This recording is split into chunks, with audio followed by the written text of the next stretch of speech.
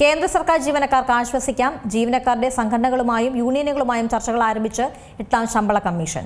കണക്കുകൾ അനുസരിച്ച് ജീവനക്കാരുടെ ശമ്പളത്തിൽ വലിയ വർധനവിന് ഫിറ്റ്മെന്റ് ഫാക്ടർ കാരണമാകുമെന്ന് പറയുന്നു. കേന്ദ്ര സർക്കാർ ജീവനക്കാരുടെ സംഘടനകളായും യൂണിയനുകളുമായും ചർച്ചകൾ ആരംഭിച്ച് 8ാം ശമ്പള കമ്മീഷൻ. ഇത് ശമ്പള വർധന സംബന്ധിച്ചുള്ള പരിഷ്കാരങ്ങളിൽ വലിയ മാറ്റങ്ങൾ വരാനുള്ള സാധ്യത തന്നെയാണ് മുന്നിൽ കാണുന്നത്. കേന്ദ്ര സർക്കാർ ജീവനക്കാർ ഇത്തവണ ശമ്പളത്തിൽ വൻ വർധനവാണ് പ്രതീക്ഷിക്കുന്നത്. എന്നാലും മിതമായ പരിഷ്കാരമായിരിക്കും നടത്തുകയെന്നാണ് റിപ്പോർട്ടുകൾ സൂചിപ്പിക്കുന്നത്. ഇതിനിടെ ശമ്പളഘടനയിൽ വലിയ മാറ്റം കൊണ്ടുവരാൻ സാധ്യതയുള്ള പുതിയ നിർദ്ദേശം ശ്രദ്ധേയമാവുകയാണ്.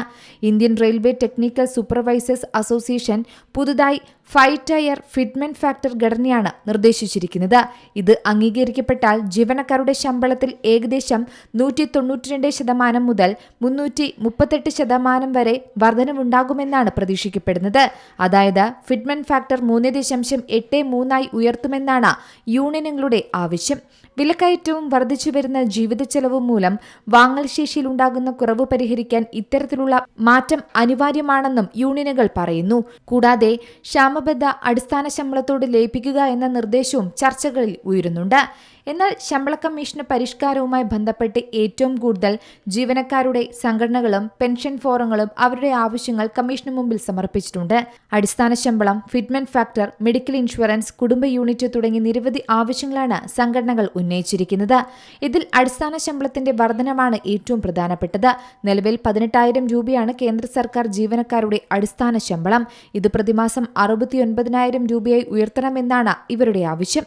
കൂടാതെ 5 അംഗങ്ങളുള്ള ഒരു സാധാരണ കുടുംബത്തിന്റെ ആഹാരം, താമസം, വിദ്യാഭ്യാസം തുടങ്ങിയ ചെലവുകൾക്ക് ഇത്രയും തുക അടിസ്ഥാന ശമ്പളമായി നൽകണമെന്നും വാദമുണ്ട്. ഫിറ്റ്മെന്റ് ഫാക്ടറാണ് അടിസ്ഥാന ശമ്പളം കണക്കാക്കുന്നതിൽ പ്രധാനം. പുതിയ ശമ്പള ഘടനയിലേക്ക് നിലവിലുള്ള അടിസ്ഥാന ശമ്പളത്തെ മാറ്റുന്നതിന് ഉപയോഗിക്കുന്ന ഘടകമാണിത്. 8ാം ശമ്പള കമ്മീഷനിൽ ഫിറ്റ്മെന്റ് ഫാക്ടർ 3.83 ആക്കണമെന്നാണ് സംഘടനകൾ പറയുന്നത്. ഫിറ്റ്മെന്റ് ഫാക്ടർ 3.83 അംഗീകരിക്കപ്പെടുകയാണെങ്കിൽ അടിസ്ഥാന ശമ്പളം ഏകദേശം 69,000 രൂപയായി ഉയരും. ഉയർന്ന തസ്തികയിലുള്ള ഉദ്യോഗസ്ഥരുടെ ശമ്പളം ഇതിന് ആനുപാതികമായി വർദ്ധിക്കും. 6ാം ശമ്പള കമ്മീഷൻ മുതലാണ് ഫിറ്റ്മെന്റ് ഫാക്ടർ ഉപയോഗിക്കാൻ ആരംഭിച്ചത്. അതിനു മുമ്പ് മറ്റ് രീതികളായിരുന്നു ഉണ്ടായിരുന്നത്. ഇതുവരെ 7 ശമ്പള കമ്മീഷനുകളാണ് പ്രാബല്യത്തിൽ വന്നിട്ടുള്ളത്. News desk Zee Malayalam news.